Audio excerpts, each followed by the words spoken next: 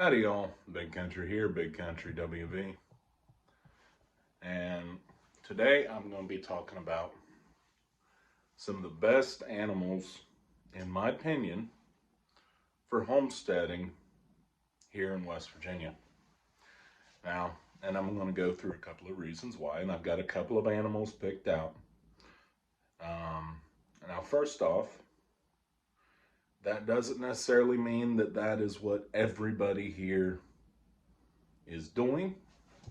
And that doesn't mean that's what there's a huge market for, although especially if you go outside of the state, there is a market for some of this, but we'll kind of get into that a little bit. And I am fully aware that I don't know everything, so this is my opinion here in West Virginia, and it is more specifically for homesteading, not necessarily you're farming to try and make money, because around here what most people do is cattle. Most people keep cattle, but cattle are not on my list. They are actually, they're more at the bottom of the list.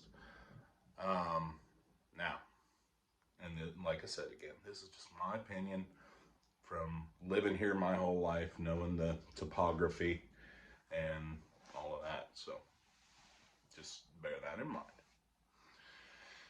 mind. So number one is going to be chickens.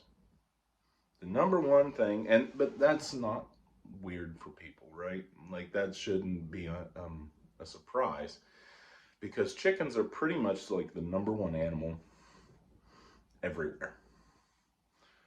West Virginia, there are breeds of chickens that can more than survive our winters, and with a little bit of extra care sometimes. But yes, there are predators, but there are ways to mitigate that. There's ways to keep chickens that they're protected from predation. Hold on a second, I need to get my coffee. I'm thirsty. I was originally planning on sitting down here, but first coffee, then adulting. Anyway, so yeah, chickens are like the number one homestead animal anywhere. Turkeys, they fall well in that line. Turkeys are just as well. Ducks, geese, any of your birds really are going to do really well here in West Virginia. Again, there is the threat of predation, but there's a threat of predation everywhere. There's a lot of market, especially now with the cost of eggs in the grocery store. There's a lot of market for farm fresh eggs in West Virginia. You're allowed to sell them from your home. Farm fresh, no pasteurization, none of that EPA nonsense, right? We have cottage food laws, and do your own research in on that. But my understanding is if you're selling them from your house, you're okay. I personally don't sell any because I use all of the ones that I get. But eggs, meat, feathers. There is a market if you get some of the fancier birds. There is a market out there for the feathers. Like after you butcher them for the meat, pluck them, gather up the feathers. Cat, you are gonna get crazy in here. Guineas, tick, bug control, meat. People say watchdogs, but guineas yell at everything. They're also pretty decent at keeping snakes out. They do well here, just as well as any other bird, right? So now let's get into some of the bigger animals, or well, not bigger animals, but some of the mammalian animals. A lot of people do rabbits, but rabbits, again, you could do rabbits anywhere. A lot of people do pigs. I don't eat pig. I don't want anything to do with pigs, but as far as an animal that's going to do well in this climate, pigs will do well. because they'll eat anything. So now let's get on to animals that I think would be more suited in the mammalian category for a homesteader. In full disclosure, I've never raised hogs. Family has, and I've never raised rabbits. I've done birds, and I've done cattle and horses, which you're not eating horse, but, well, some people do.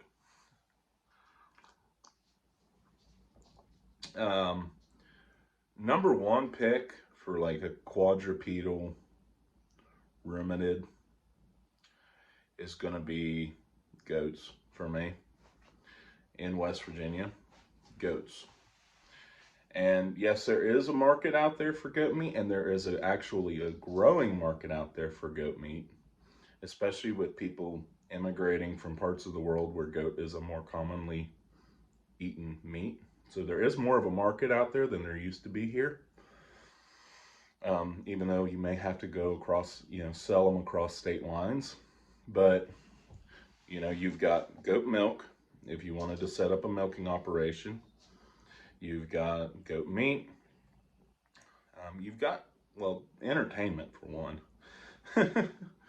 And then probably the best thing about them, in my opinion, for why they would be good in West Virginia, is they are brush mowers. We had goats when I was a kid. I want to get goats again here on this property and have every intention of doing so. But goats, and they're probably like my number one pick for a quadruped, just because they are so versatile. People do harvest the fibers, and they are so good, so well adapted for this kind of environment, because they can eat any kind of brush. Like when we had them when I was a kid. When we first moved to the property that was my old home place, the hillside was covered in multiflora rose and just every kind of briar and bramble that, and vine that you could imagine. There was like maybe a couple acres on top of the hill that were more or less hayfield and pasture, but all the hillside was brush, just about. Not after we got goats, because goats will stand, to my experience, goats will stand in a field full of grass and find the briars and eat the briars out of the grass. They are brush lovers. Now that can affect the taste of the milk and the meat, so I've been told. But it doesn't really matter, especially if you're doing it because people like to make goat milk soap and all kinds of stuff out of goat milk that doesn't really involve you drinking it. But goat milk is really good. Even, I had a neighbor that milked goats, and he let them eat brush and everything. And I remember the goat milk being really good, even though they had been eating brush and all this stuff they say not to let your goats eat if you're going to drink the milk. But goats do really well on hillsides. They do really well in brush because that's what they enjoy eating. Predation is also a threat with them, although less so than with chickens, because obviously a possum's not going to get in there and kill your goat, right?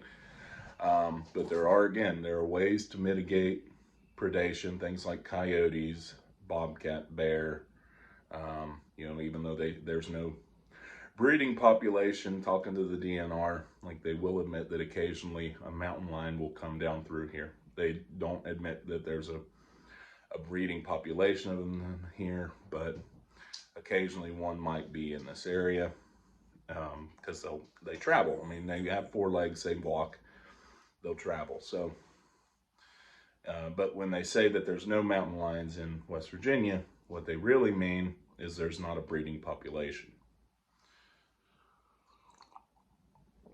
But, if you've got, livestock guardian dog, run a donkey with them, there's all kinds of things that you can do to mitigate the risk of predators. Now, another one on my list is going to be sheep. Now, sheep, again, are like goats. Predators are a risk. There's different, and some sheep are better than others, but they do well in smaller areas, not as well as goats. Goats are like my top pick for a quadruped. But if you run them together, more or less, or run them like right after each other, the goats are going to eat the brush off. That's going to create good grass. Then you can bring your sheep in. Your sheep can eat that grass. And then repeat the process, right? So that's my opinion on that. And I fully admit that I don't know from experience on sheep. I know from family experience and people around me that have sheep. Um, but those I think are really your better options than cattle for here in West Virginia. You know, you could get into things like alpacas. I think alpacas would do okay here. But again, I don't know that from experience. I know goats from experience, and, you know, I know sheep from family experience, pigs. I know a lot of people do pigs around here. You know, West Virginians love the pig. You know, West Virginians like bacon, and I do not eat it, but a lot of people do. So that's why I put it kind of on my list. Um, Now, you know what, the reason that I'm not a huge fan on cattle, and I think I kind of mentioned this in the beginning, is cattle do better on straight grassland pasture field, right? And around here, we do have pasture field. We've got hay fields, but none of it's natural hay field. You know, there's not a whole lot of flat land here. Most of it's hillside. It's hard to clear. Um, and it takes constant upkeep. You're constantly, if you're just running cattle, they are going to keep it somewhat clear, but you're going to have to go through and you're going to have to cut trees and brush on occasion, or spray weed killer, pesticide type stuff, or not pesticide, but weed killer. And they've got weed killers out there that won't kill grass, but it'll kill everything else. And I'm not a fan of that because of what it can do to their manure if you're going to use it as compost for your garden. I'm not a fan of it, but some people do it, you know, and that's their prerogative, right?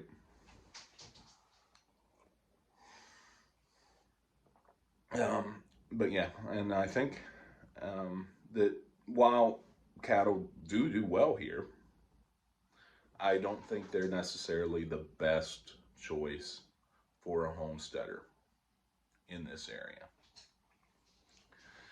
Um, and again, like I said, there is a market, and it is a growing market for things like sheep and goats. There's a market for eggs. You're not going to get stupid rich, mate, you know, with eggs. You're not. If you do well with chickens, and you sell to your neighbors or whatever, if you do well, you're going to make enough to probably cover the cost of the feed. So you're basically getting free eggs at that point. You know, obviously after you make enough to recoup the cost for, you know, after you can produce enough to recoup the cost for building all the infrastructure involved in chickens. And, you know, of course you've got it for, excuse me, your own personal use.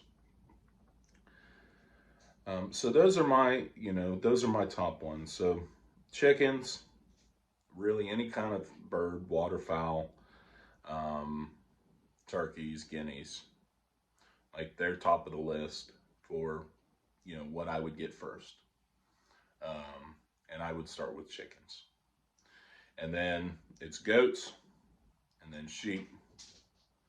Possibly you could put alpacas on that list, like if you were going to do, you know, if you were going to do wool, because if you're going to do wool, don't do sheep, do alpaca, because alpaca wool is worth a lot more per pound than sheep's wool. If money is your big thing, and alpaca wool is actually better than sheep's wool. Again, none of this is necessarily the most common in this area, but I think that these are the best options if you're getting into homesteading. I think that they would be better suited for our climate, for our environment, than what we are currently doing. And then after alpacas, just because everyone does it, then pig can be put on that list somewhere. Rabbits probably up there with chickens, and way at the bottom of the list for a livestock animal is going to be cows, in my opinion. So anyway, that's my, again, opinion. If you agree with me, if you disagree with me, feel free to put the comment section below. We can all be respectful with each other and have our disagreements. And if you felt this was worthwhile, go ahead, like, subscribe, all of the YouTube stuff. So I'm going to get out of here and get back to work. Y'all have a great day, and God bless.